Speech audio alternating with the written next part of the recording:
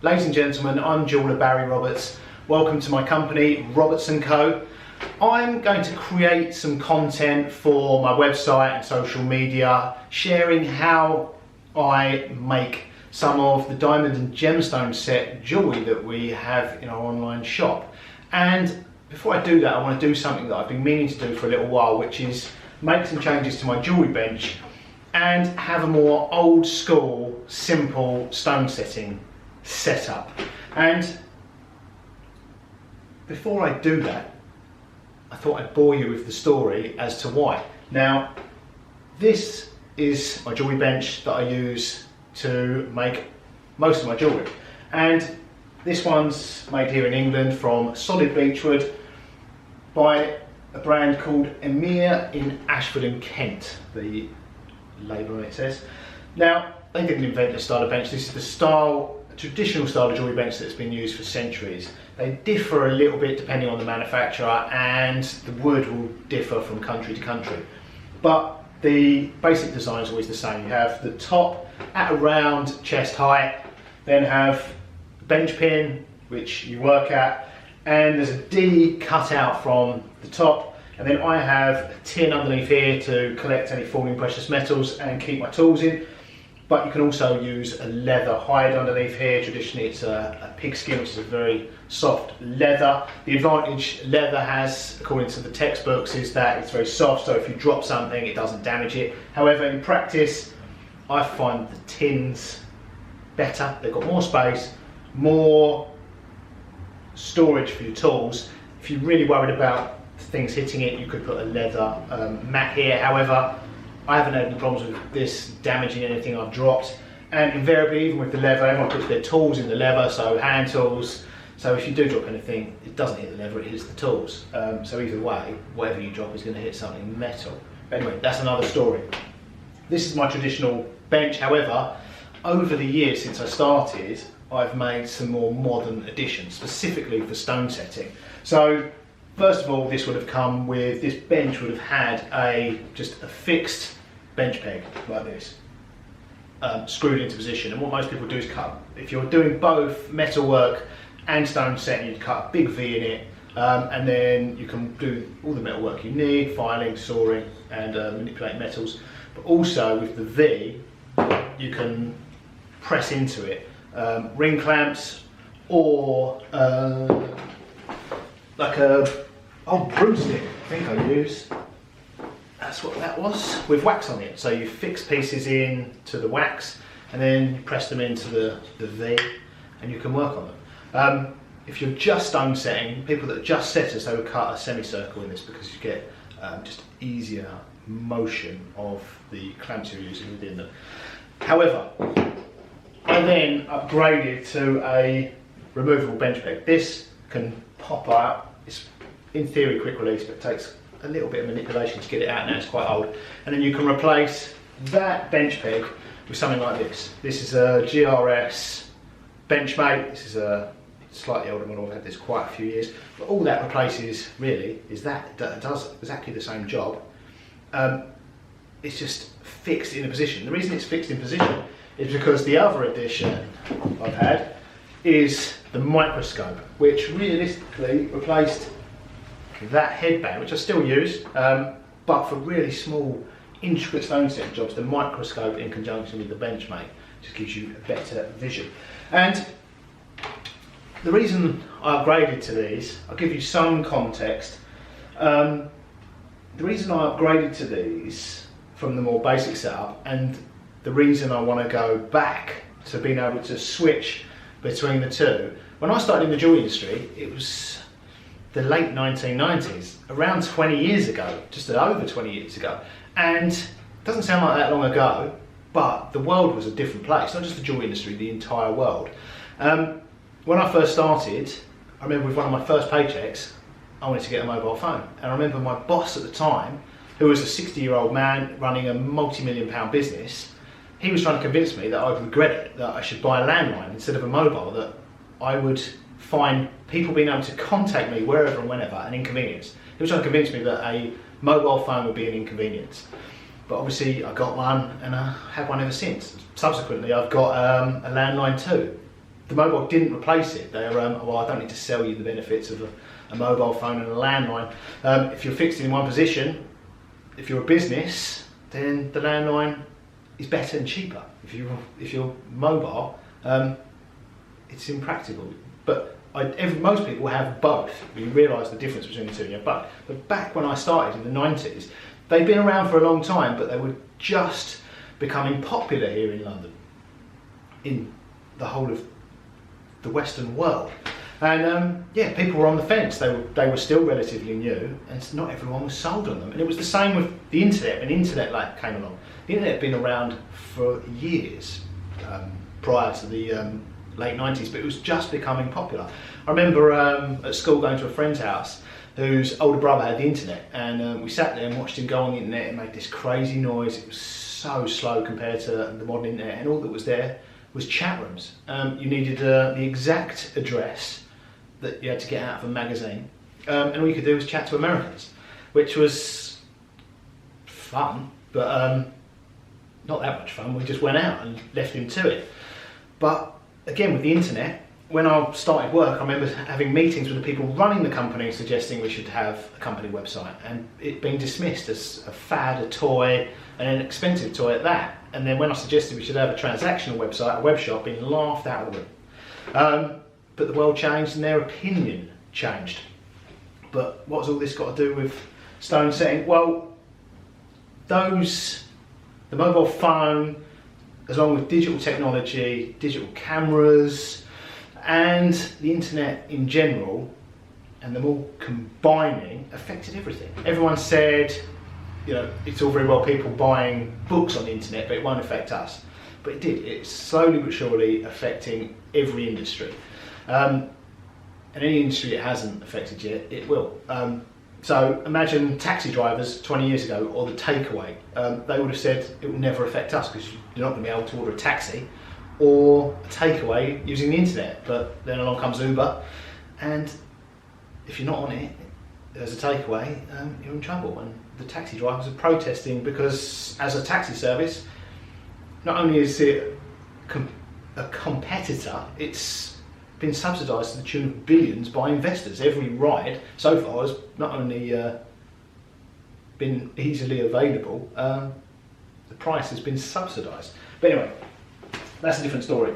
The technology, working with all these old people stuck in the past when I started work, was frustrating. But the one thing I was grateful for, in hindsight, is I was taught to make jewellery by people who had been doing it for decades, and they were very much stuck in the past in a good way. So I was taught the very traditional way of doing things, the way things have been done for years, probably for centuries. But with all this modern technology, things changed, and they changed at a very rapid pace. I think the history books will probably show the era that I've started working in as probably the most rapid change since the Industrial Revolutions in the whole of society. So the reason I started upgrading all of this equipment was when I first started making jewellery, when I was taught to set stones, when you made a stone set piece of jewellery, it went in a shop window, and people looked at it with their own eyes. But today when I make a piece of jewellery, it goes on the internet. I take a photo of it with, even a phone today has, I don't know how many megapixel camera, but with that, people aren't just looking at it with their naked eyes. You can go onto a tablet or a phone or the internet and not only look at it with your own eyes, you can zoom right in. So every piece has to look not just good to the naked eye, but good under magnification, which is where the microscope started to come in. When I first started making jewellery, again, something that was available but they weren't widely used, they would have been excessive. You didn't really need them. And then with the microscopes came these clamps.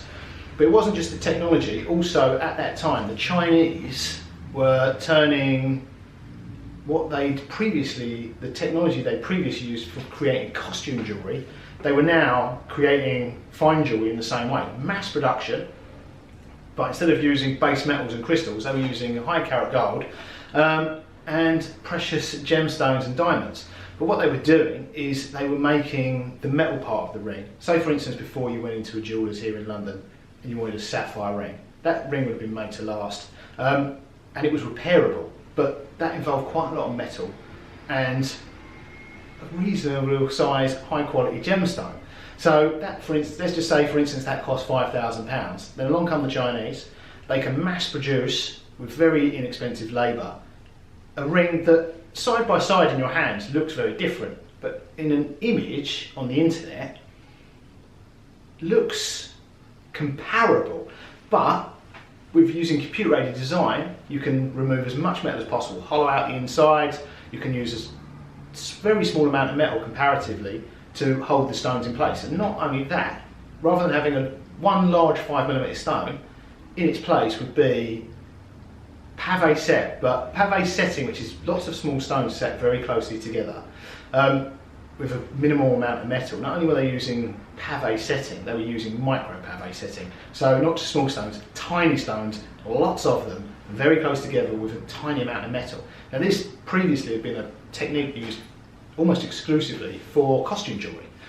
The thing is with that, so before, say for instance you went to buy the sapphire ring and it was £5,000, now the jeweller could sell a Chinese made one for £500, which sounds great, but these rings were made for a price, and that's fine if it's costume jewellery and it costs a few pounds. When the metal wears out, of which there's not a lot, so it wears quite quickly compared to the heavier weight ring, when the metal wears out and the stones fall out, the customer's not very happy if it's happened quite quickly and they want it fixed. And the challenge was initially, when all of this stuff started really flooding the market because people loved the price, nobody could fix it or replace it because you needed a microscope to be able to see the stones. And initially, buying those size stones was actually quite challenging. But yeah, so it was the reason I upgraded was a number of things. Technology changed and the market changed, really. So what was available changed and what I had to make. Now I was quite happy making all that crazy micro pave stuff for and repairing it for other companies, but I don't really want to put my name to it.